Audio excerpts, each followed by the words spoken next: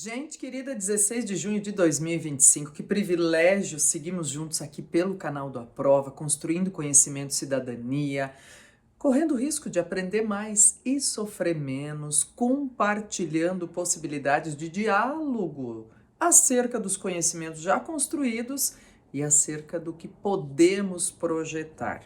E sabe de uma coisa? Deixa eu fazer já o agradecimento àquelas pessoas que estão sempre por aqui ou que aparecem de vez em quando, ou se você está conhecendo agora, mas eu quero agradecer especialmente, antes de dizer para você se inscrever e ativar as notificações, quero agradecer o pessoal que tem feito contato, dizendo assim, ó, eu fiz tal vestibular no começo de junho, já começaram a acontecer vestibulares de inverno, tem concursos acontecendo também, e volta e meia alguém diz, né, um conjunto de pessoas, ou uma pessoa aqui, outra colar, diz, olha, usei tal coisa no texto, ou caiu em tal questão objetiva, o que a gente construiu aqui, né, como referência de raciocínio.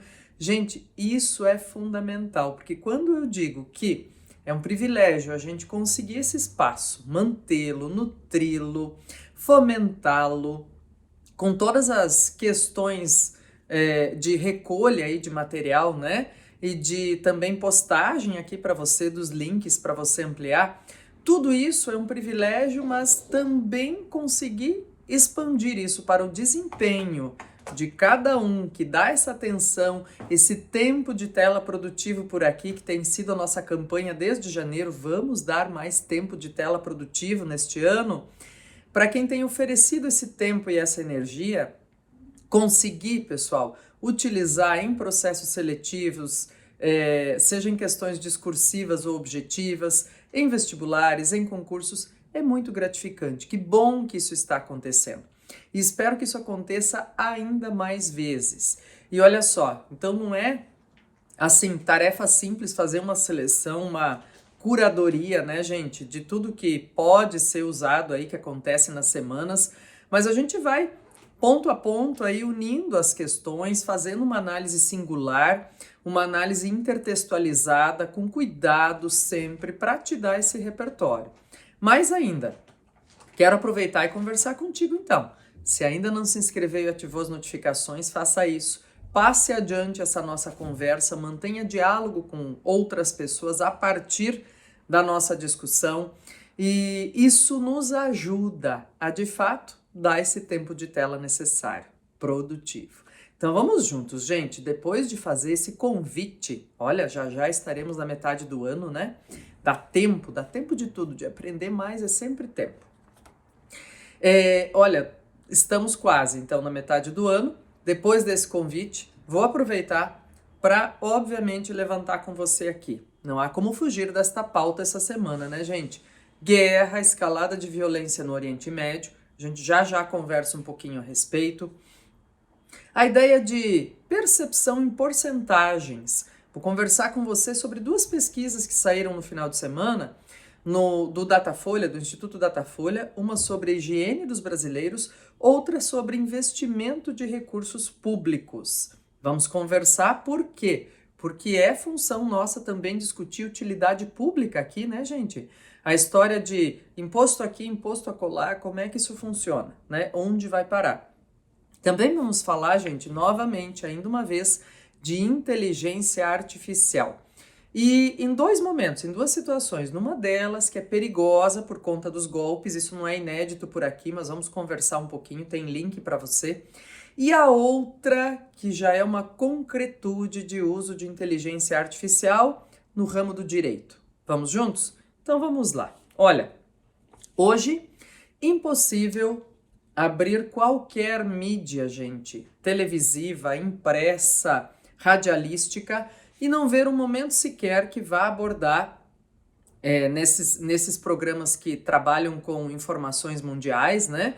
Que vá abordar questões relacionadas à escalada de violência no Oriente Médio entre Irã e Israel na última semana. É claro que haverá, gente, muitos pontos, muitas discussões, muitas questões a se colocar e muitos especialistas falando a respeito. A gente escuta isso e depura, vai entendendo. Claro, Descleusa, a gente faz isso de uma maneira só racional, né, para entender a guerra? Claro que não, gente. Eu sempre digo por aqui que é muito triste a gente precisar falar, discutir, entender conflitos, e que não são conflitos menores, mas são devastadores, desumanizantes, sempre que acontecem, pessoal. No entanto, as questões estão aí, a gente não gostaria de trazer esse tipo de notícia para discorrer, para realizar intertextualidade, mas é necessário. Então vamos fazer isso juntos, não só de maneira, vamos dizer assim, racional, mas de maneira muito respeitosa, né, gente? E eu gostaria de trazer para você, recebi algumas mensagens no fim de semana perguntando isso, foram várias, e eu quero aproveitar para discutir isso. Olha, talvez porque estamos em tempo de inscrições para o Enem, né? Elas seguem abertas ainda esta semana. Talvez por isso as pessoas estejam mais afeitas a perguntar a respeito. Mas olha só, gente, o que temos aí é o seguinte: o texto Enem, a redação Enem, nunca cobra uma discussão que tenha caráter, vamos dizer assim, central em alguma situação internacional.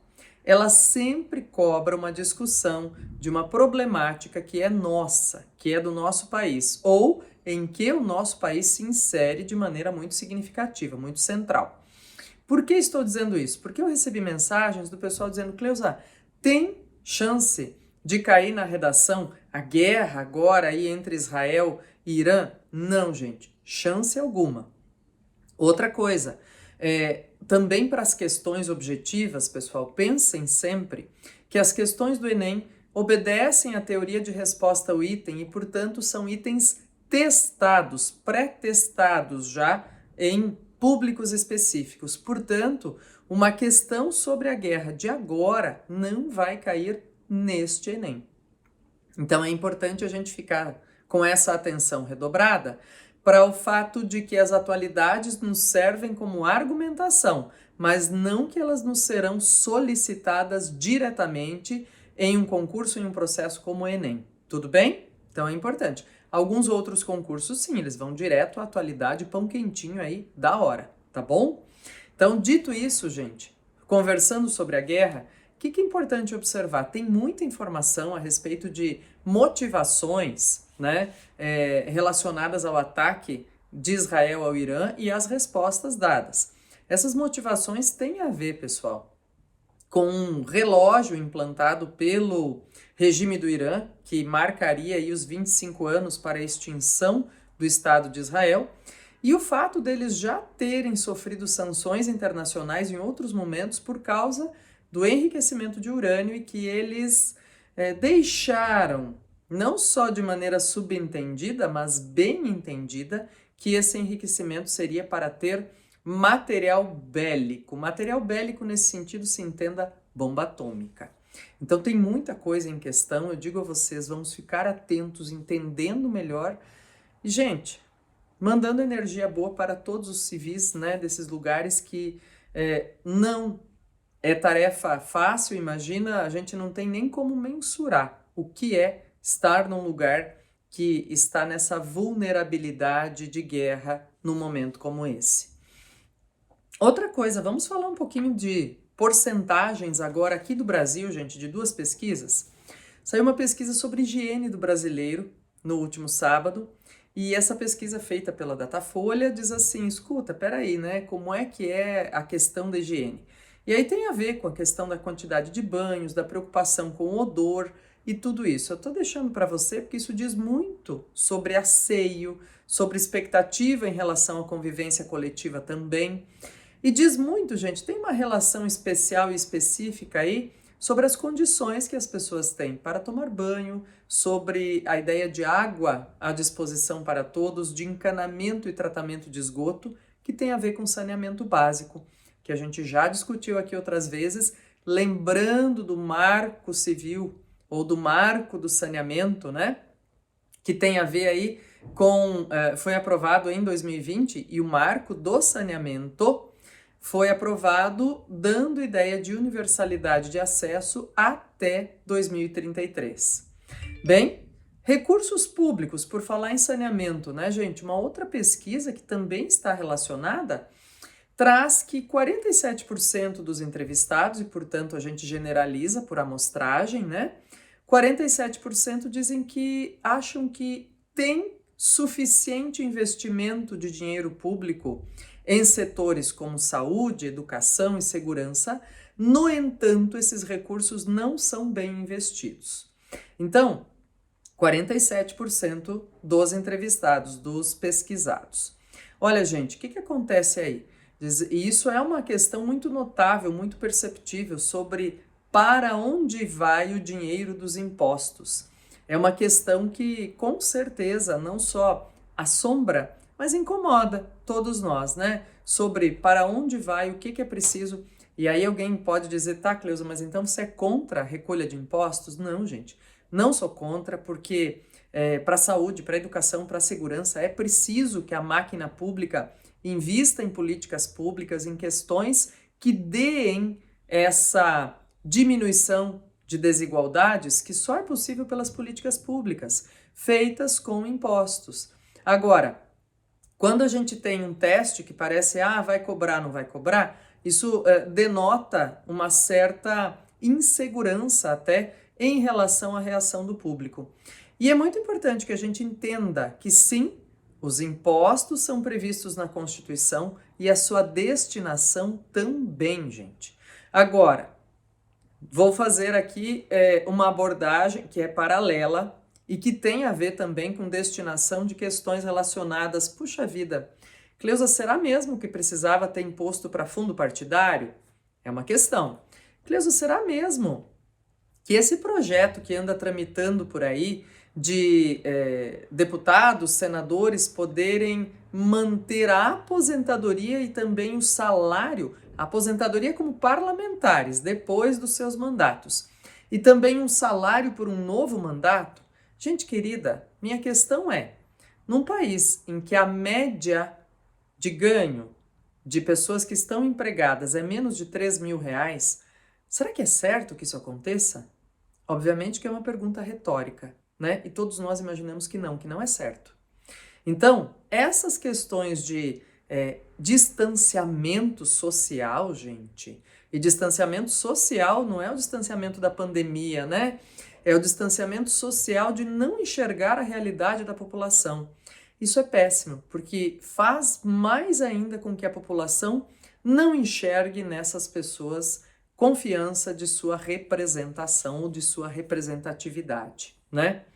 Agora, olha só, quero aproveitar também para falar eu disse, vamos falar de inteligência artificial sob dois vieses, né? Dois aspectos. Um deles, gente, um cuidado especialíssimo com os golpes dados por conta de deepfakes. E eu tô deixando o link aqui para você que discorre sobre isso, nos lembra de alguns casos, né? Eles estão, os vídeos ou os golpes de deepfakes estão cada vez mais especializados. Então a gente precisa dar essa atenção especial, sim. Tô deixando informação aqui, informação de utilidade pública para todos nós. E também para questões que têm a ver com discussões relacionadas à inteligência artificial. Depois, quero aproveitar e conversar contigo aqui, sobre uma questão que tem a ver com uma implantação de um projeto chamado Gaia, lá nos Tribunais de Justiça do Rio Grande do Sul. Diz assim, olha, é um projeto que demanda ou que tem a intenção de dar celeridade aos processos e à tramitação de processos na justiça, né? O que tem a ver, o que é isso? Gente, lá em 2023, um juiz da Colômbia virou notícia porque ele jogou uma sentença ou as informações, as indicações para uma sentença no ChatGPT e a partir disso fez a sua recolha de análise e deu a sentença. Era se a família de uma criança que precisava de atendimento médico poderia contar com o Estado para fazer isso. Ele deu ganho de causa para a família. Bem, e aí o que acontece? Ele contou que fez isso pelo chat e depois ajustou o que precisava da sentença. Ele foi bastante criticado à época, gente, seja por conselhos médicos, seja por outros juristas ou por professores, inclusive universitários, né? Teve um professor que fez lá uma relação, uma espécie de resposta a esse uso, dizendo, olha, eu joguei as mesmas coisas e obtive respostas diferentes cada vez que eu jogava. E o juiz disse assim, olha, mas eu não estou pedindo para o ChatGPT fazer o meu trabalho, eu estou pedindo para ele capturar, selecionar de maneira mais rápida aquilo que alguém poderia fazer de maneira mais lenta e depois eu vou contemporizar, vou emitir a sentença. Bem, essa, gente, é mais ou menos a ideia deste pacote chamado Gaia. A ideia é buscar em acervo, capturar, vamos dizer assim, precedentes ou coisas do gênero e também fazer transcrição de depoimentos, o que deve ajudar a dar maior celeridade a processos. Essa é a intenção. Então, também estou deixando para você, diz, né, nesses casos, pessoal, a ideia do concorda ou discorda tem muito a ver com os argumentos que serão usados. Dá certo, não dá? Tem muito a ver também com o uso que se faz dessas tecnologias. Quero te desejar uma excelente semana, um super abraço a você e desejar sempre, pessoal, que a gente tenha notícias melhores para conversar aqui na próxima segunda-feira, viu? Grande abraço! Aceito informações de todos que estão fazendo processos seletivos e usando aí informações que a gente contempla por aqui. Sempre bom saber. Tchau, tchau.